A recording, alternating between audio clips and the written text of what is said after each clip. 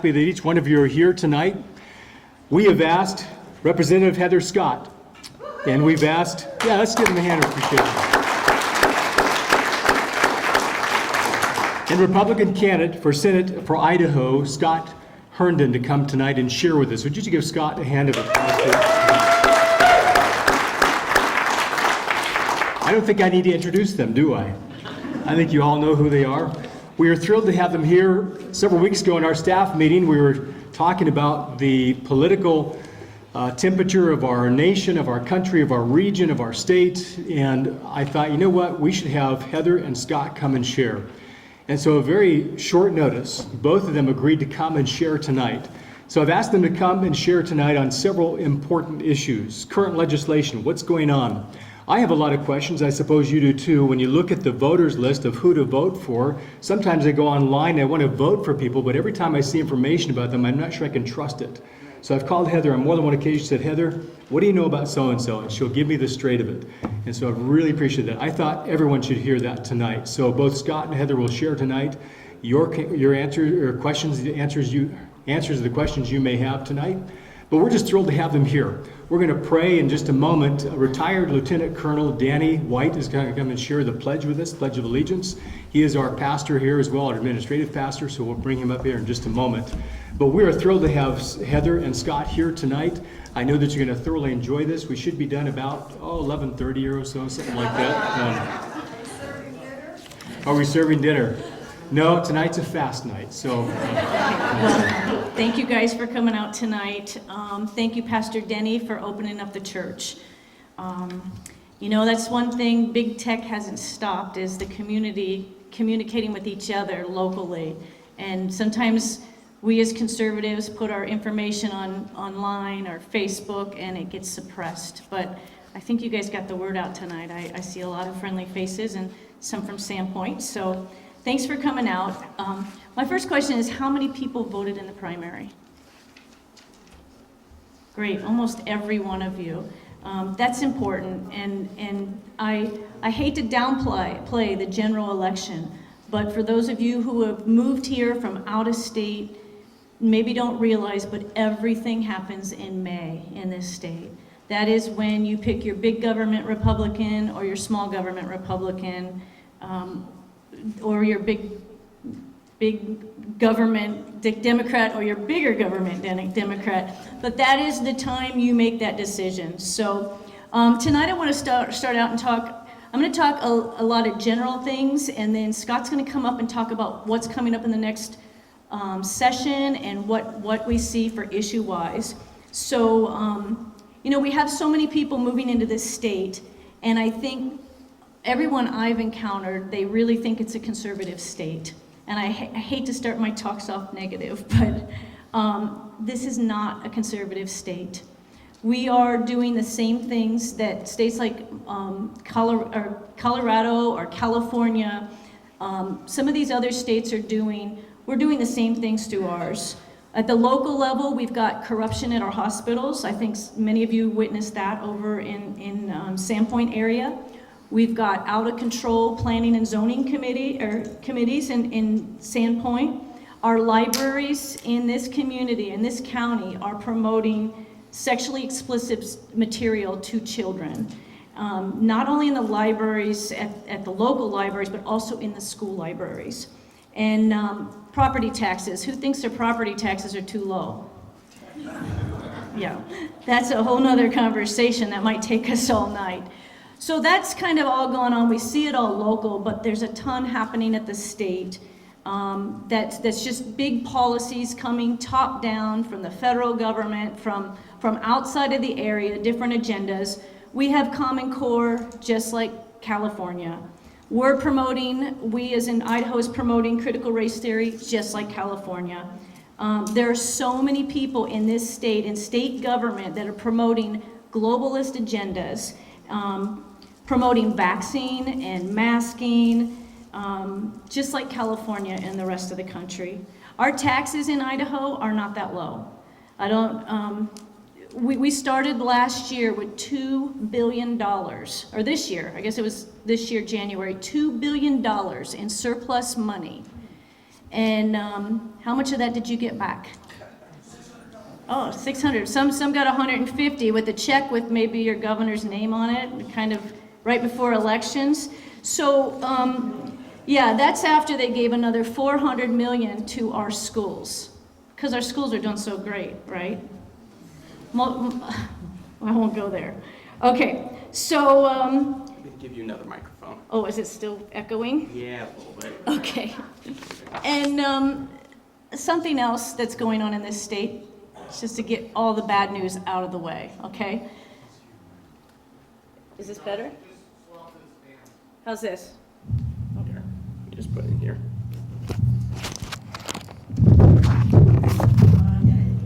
Nice. Wow, there. Should I turn this off? Test, test. Okay, is that better? Yeah. Okay, good, 'cause that was really hard. There We're we go. getting to the That should good be better stuff. for you. Okay, so all that bad stuff, I can't help but mention Idaho CPS in this state. They are targeting young children. They are targeting mothers, poor mothers in this state. And there is a business in babies in this state. I'm going to introduce you to some people later this evening that, and let them share their story, and maybe we can pray for them tonight. But that's my intro. It's not as conservative a state as you think. It's not getting better since I've been there. It just keeps, the agendas keep coming. So how do you get better government? Education, yeah. You get better people in government. Because I think our system is not bad, right? The system that our founders set up is great. There's all these checks and balances. There's all these ways that citizens can get involved and engage and push agendas and hold elected officials accountable.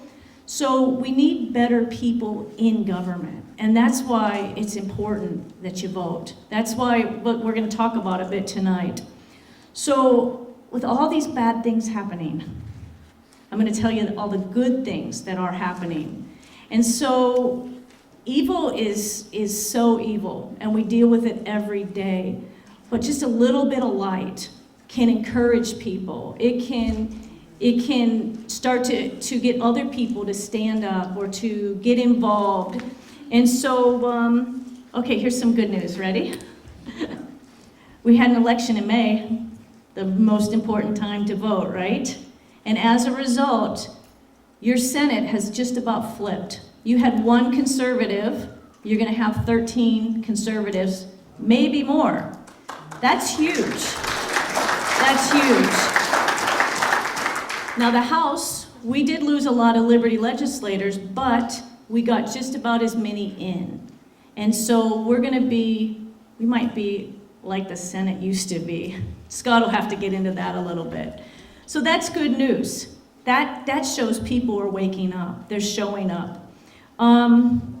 Turning Point USA. Who's heard of Charlie Kirk? Oh, lots of you. Great. So they are starting high school clubs across the country and in our state. So now the high school kids are going to get liberty principles. They're going to come beside them and help them. You know, we have enough of these, transgender clubs and who knows what all the clubs they have. So this is an awesome opportunity if you know kids in the government-run schools to get them to get involved with these Turning Point USA clubs. They're Christian-based and they're just awesome. And so that is real change that's happening. School boards. Susan, why don't you stand up? Is Keith here tonight? Is Keith here anywhere? No Keith? And Troy? So you guys have had such a success in your Bonner County elections for school board that you flipped a school board up here right down the road. This is huge. So you know what kind of conversations they're starting to have now? What curriculum are we going to use? Maybe Hillsdale College curriculum. These are the conversations due to your vigilance of showing up and turning out at these elections. It made a huge difference. Imagine now, parents will actually get to be able to look at curriculum.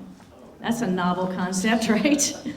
This is because one person, more than one person, 3 people stood up and said, you know what? I'm not going to take it anymore. I'm going to get involved. I'm going to do something instead of complain. So Susan, Keith, and Troy continue to stand. Thank you so much, but they're going to need your support. I was down in Boise, and I'm hearing stories about like, oh, this school board up north, and they're gonna shut down the buses. I'm like, what school board are you talking about? Oh, this Bonner County. I'm like, they're not shutting down the buses. So they just, it's always negative, it's always evil. We have to continue to stay engaged. All power is in the people. It's in our conversations, it's in our daily walks, our lives. Okay, I'll move on. Activist groups fighting against sexually explicit materials. Since the story broke about House Bill 666, and many of you get my newsletter have followed that, we have had groups of citizens across the state that are starting to stand up and go through the books in the schools. They're going into the libraries, they're pulling books, they're going to all the library meetings, and they're getting these employees that will not remove these books to step down.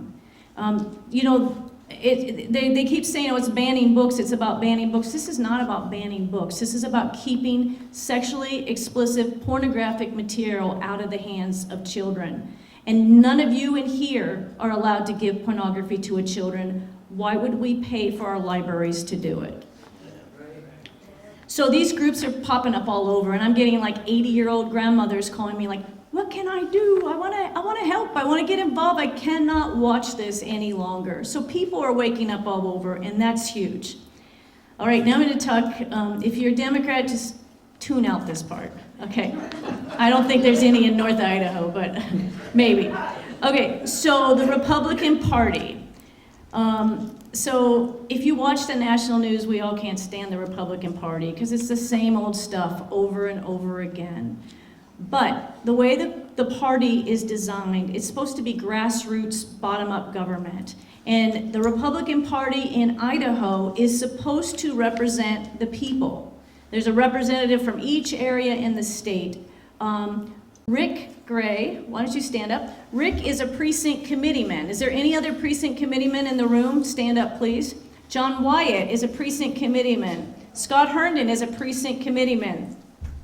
I'm spacing on my friend's name, Chris Anderson.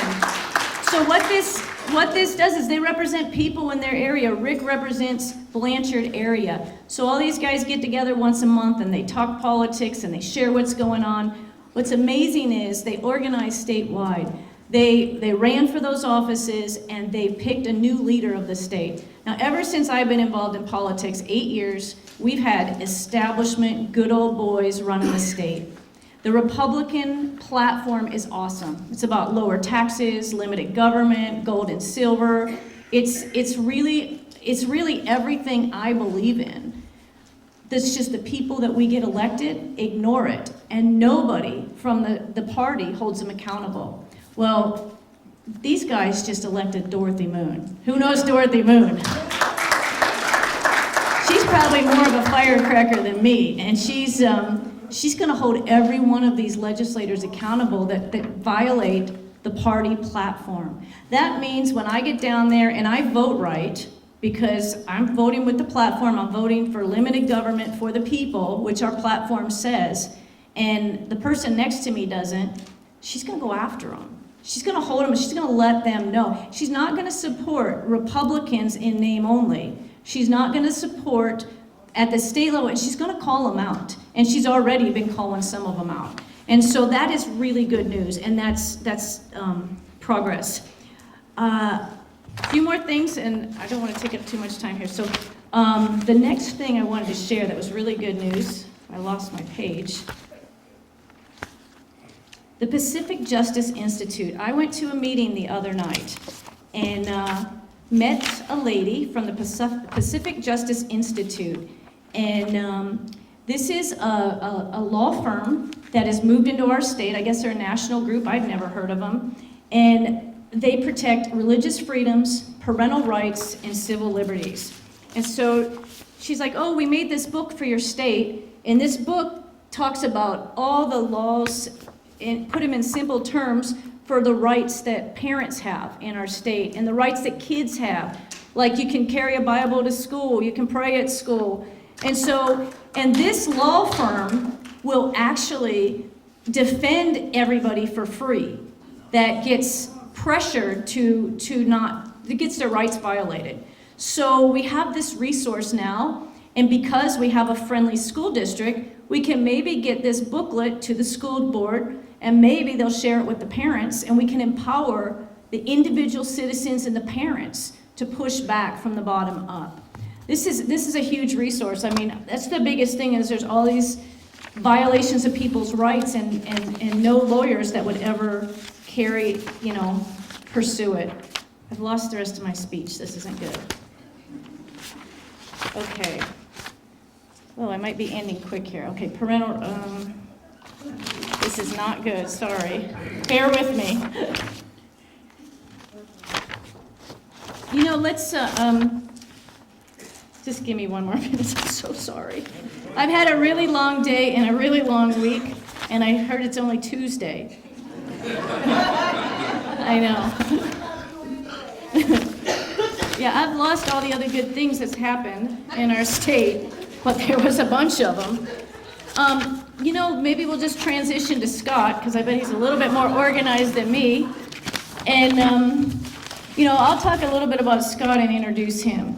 So, Scott, I've known Scott for maybe, 5 or 6 years?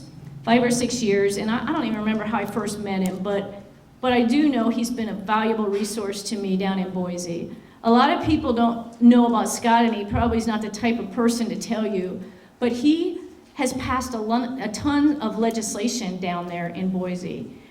He's passed it by not putting his name on it or promoting it or putting it himself, but he's given it to people. And he's helped me so much with language of bills and bill ideas. And then, I struggle sometimes down there with some of the complicated stuff, and he's come down and testified.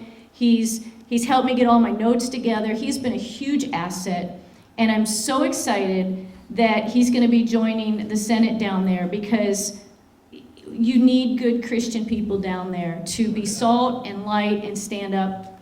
So, Scott, come up here. And I was giving him a hard time because I figured he'd be all dressed up. So I was like, I'm not going to be outdone. I'm going to dress up. And he came from work. So, and I'll finish when I get back. Thank you.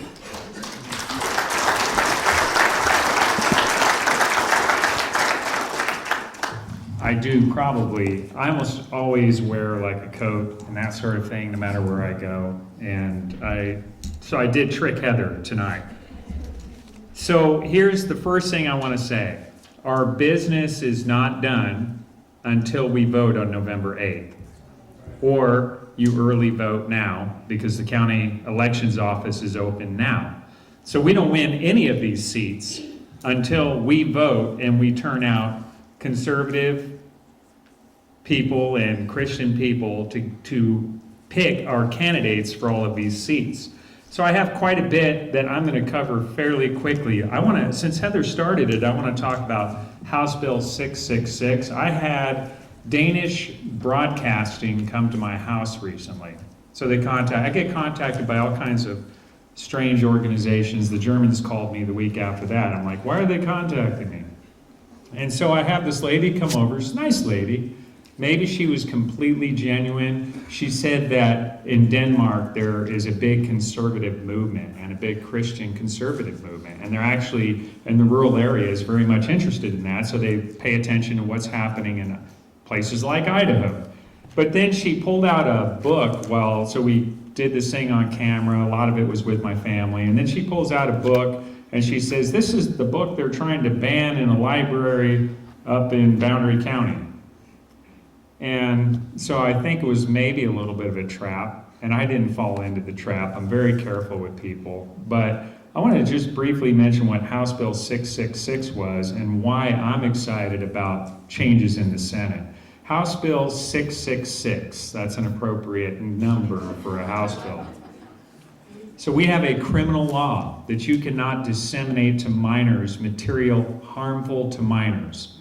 We very carefully in Idaho code explain exactly what we mean by what is harmful to minors.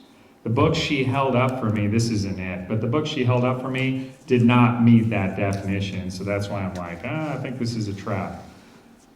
You would go to jail if you gave that same material to minors. And for some reason, we have an exception in that part of Idaho code that if you're a library or a school, you can give that material that we very carefully define as a crime for anybody else giving it to a minor. But if you're a school or a library, oh, that's okay. And that bill passed the House with 54 votes, all Republicans. And there are only 70 House members, so you do the math, it was pretty much almost everybody, and the Democrats opposed it. And guess what happened in the Senate? Passed overwhelmingly in the House, it did not get a hearing in the Senate. Why? Because the Senate leadership, the President pro tem, often does this. He refuses to hear legislation that passed with an overwhelming majority of his own party over in the House, and you would think at least that would deserve a fair hearing with testimony in the Senate, at least debate. Nothing. Last November, less than a year ago, we had a special session of the legislature. I can never remember if it was special, if it was that year they never adjourned, and so they just reconvened. And they passed multiple bills in the House to protect you from vaccine mandates coming from Joe Biden. Several of those bills passed. I am in agreement that if someone tries to force you with the threat of your job to get an experimental emergency use authorization pharmaceutical drug from Big Pharma, that Idaho should block that and make that a crime. And that's exactly... So by the way, that's one of the things I think we're going to see this year. That's exactly what passed in the House, and not a single one of those bills that passed last November got a hearing in the Senate. I'm going to be a little more generous to the Senate and say that we actually had 2 out of 35 senators that were conservatives last year. There are a number of others, and both of them retired. They will not be here this year. So I'm generous because Heather said there was only 1. And the good news is typically when we take on incumbents in elections, and nationally this year, less than 5% of incumbents were unseated, meaning their opponents prevailed over their incumbents, less than 5%. And Idaho this year, 24%. Yeah. The highest in the nation, way higher than the nearest state. And so I thought if I won my primary race, and if I end up in the Senate, you got to vote for me November 8th, remember? So I figured I'd get there and, hey, maybe I'd be one of, I don't know, 2. And as it turns out, I'm going to be one of at least 10. And not only that, I've spent time with these incoming senators. A lot of them are going to prevail because they don't even have an opponent in their race on the general election. I have an opponent, and interestingly enough, by the way, I get a special privilege. I'm pretty sure I'm the only guy candidate ever that my name is not only on my signs, but it's also on the other guy's signs. So I feel privileged. And by the way, I do have some signs back there, but I'm not in a sign war.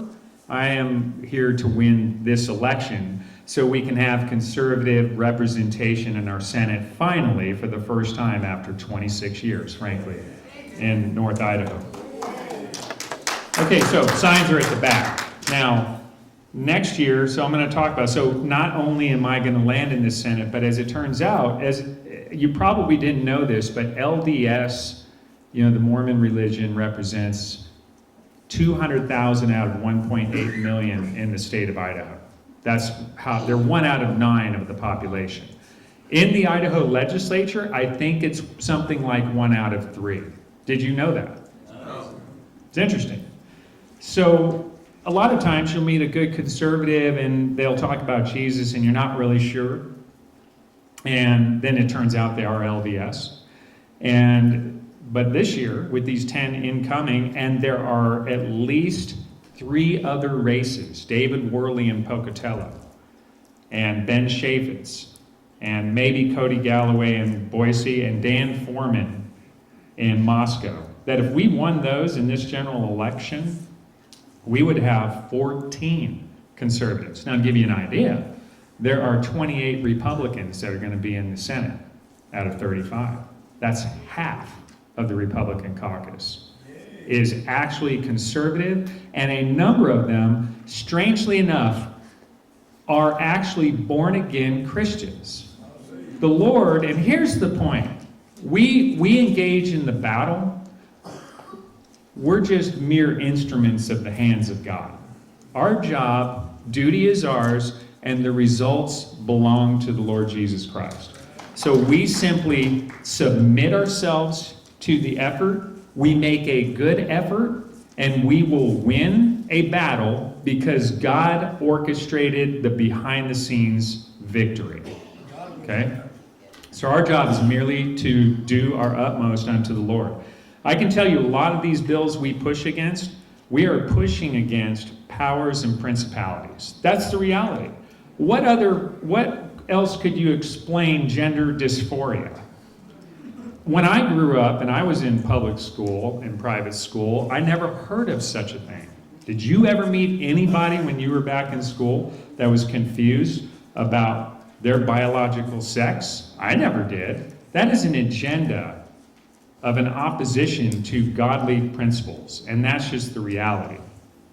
Now, since I have limited time, I'm going to respect everybody's time. I do want to talk about, number one, what's on the ballot, and then I'll talk about some of the bills we're going to see. So, did anybody who here did not receive such a card in the mail? We have some at the back, and these are the recommendations of the Bonner County Republican Central Committee. And also at the back is a sample ballot.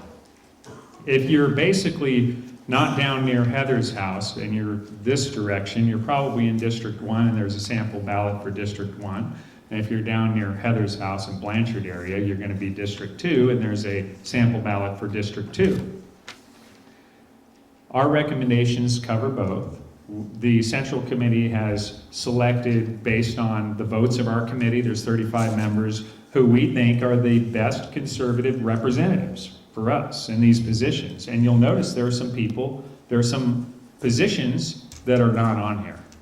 And why are they, I get asked, why are they not on there? Why do you not have a governor's selection? I don't know if you knew this, but I sued the governor a couple of years ago because he made it a crime to go to church. Okay, let's just not forget that that actually happened. And, you know, it's things like that that probably got the governor left off of this, but I can't force a committee to put him on, and they didn't want that race on there. So these are our conservative recommendations. Okay? I hope Brad Little, if he wins, I hope he's a nice guy. I'm sure he and I will get along great.